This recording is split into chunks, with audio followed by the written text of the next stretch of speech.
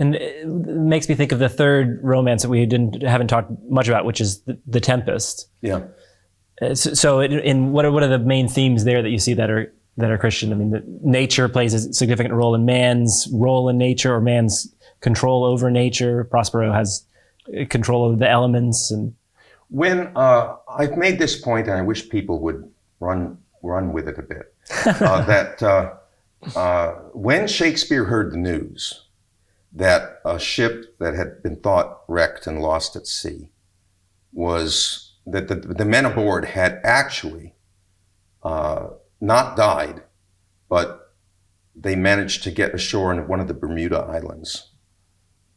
And they ended up being picked up and they brought back to England, and it was like a miracle. Everybody thought that they were lost, but they survived.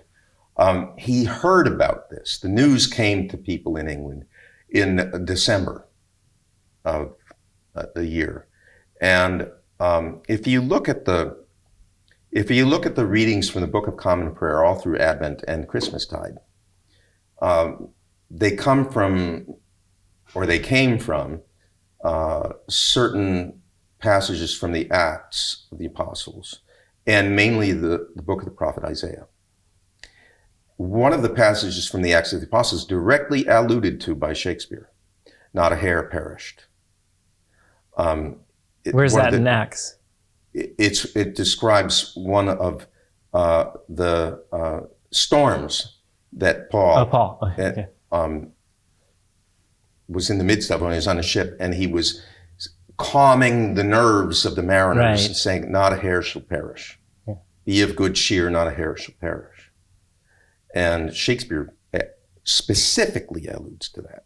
Okay, so the ship apparently goes down with all souls aboard dead, but Prospero says to his daughter Miranda, it is not true. They are safe. Not a hair. Not a hair shall perish. Okay, that's being read at this time, and the book of Isaiah, and all the important motifs from the Tempest do come from these passages, including the name Ariel, which comes from Isaiah chapter 29, including the motif of a voice coming from the ground, the motif of falling asleep and dreaming that you are eating and drinking, but waking up and being hungry still. That comes from that chapter, right? And that's an important thing that happens in the Tempest. Yeah, right. A whole bunch of things, right? And so this play is performed in the next calendar year, and it's somewhat of his goodbye to the stage. Prospero is a kind of Shakespeare figure. Right. He's going to, at the end of the play, he vows to leave off this art, to drown his book, Certain Fathoms in the Earth, to bury his book, Certain Fathoms in the Earth, right? And bury it deeper than plummet ever sounded. And at the very end, Prospero speaks the epilogue. The epilogue is where you ask the audience to applaud. Right. And he says, now I have no spells anymore. All the power I have is my own. And I'm going to be stranded on this island unless you fill my sails with your breath, that is cheers, right? And I need the help of your hands. Now, not the hands handing ropes. That's the first scene of the play. We'll work, we'll not. Tell you what, if you as a counselor can order these elements to peace, we'll not hand a rope more, right? I need now the help of your good hands. The applause. And he asks for pardon at the end, alluding to the Our Father. As you from crimes would pardon be, let your indulgence set me free. That's brilliant. That's absolutely brilliant. So the play is steeped with images of Christmastide and Advent, and the isles shall wait for his news. I mean, it's Isaiah, and apparent resurrections from the dead. The Prince Ferdinand believes his father is dead at the bottom of the sea. The father Alonso believes that Ferdinand is dead.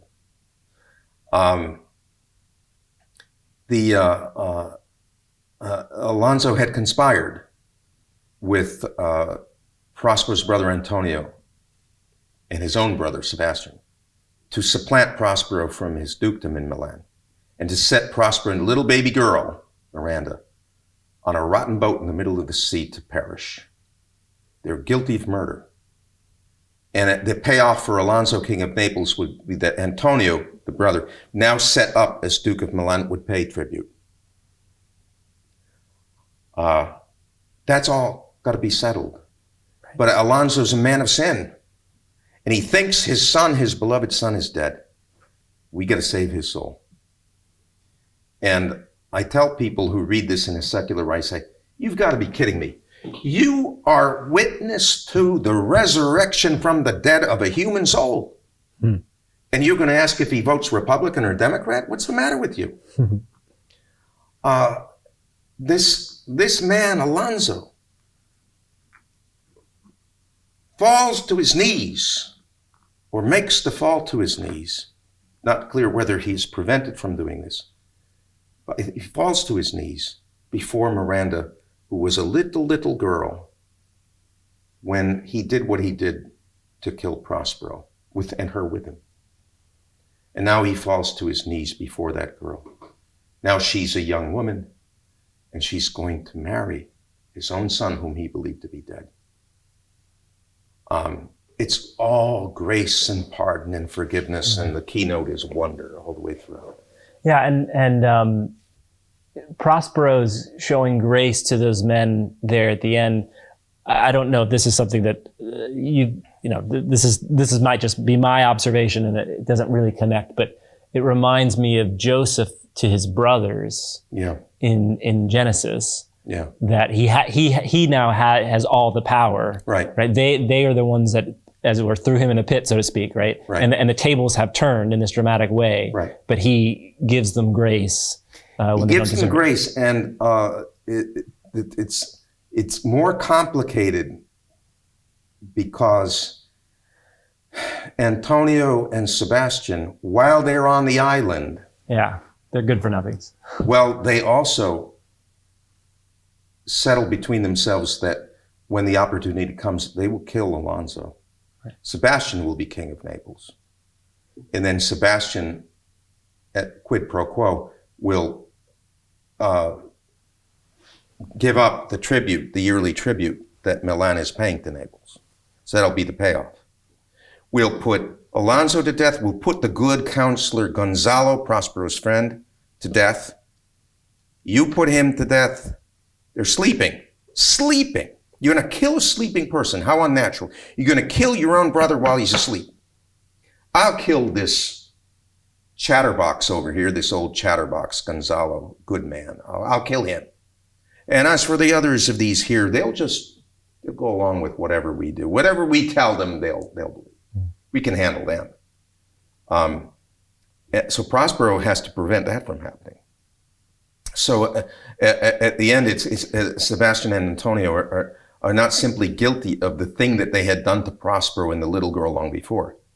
They are morally guilty of intended murder of these two men, including Sebastian's own brother, the King of Naples. And they have not repented of that. But something about that final scene seems to get to Sebastian. We don't know about Antonio.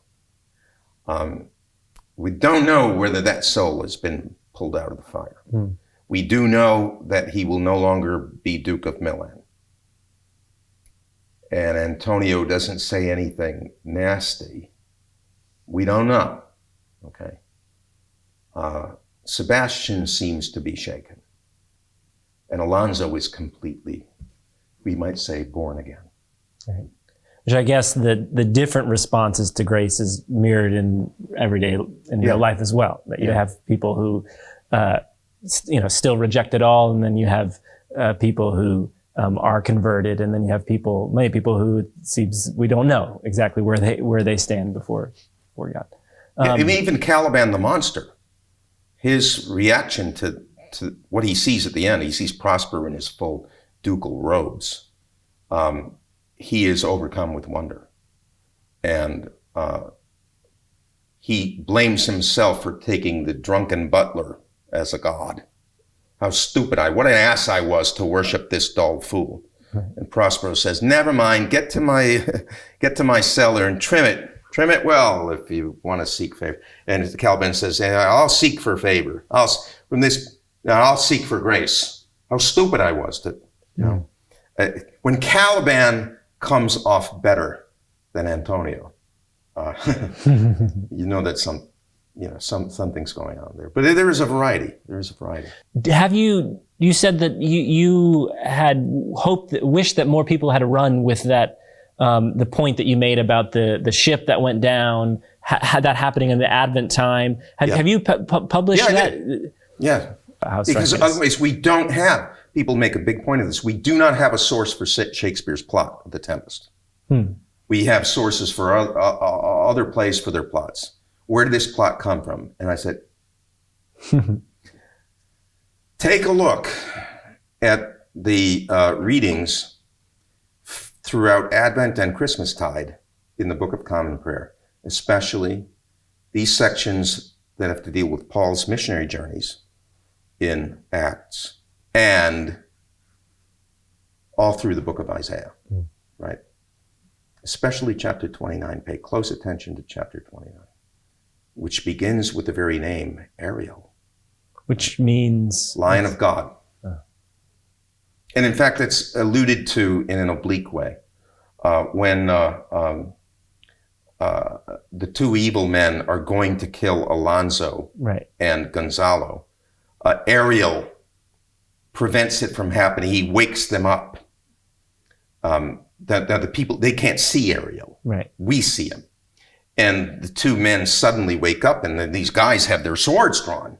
And it's what's going on? What's going on here? And Sebastian and Antonio would say, horrible noise, a beast, a herd of lions. Wow. Yeah. Very good.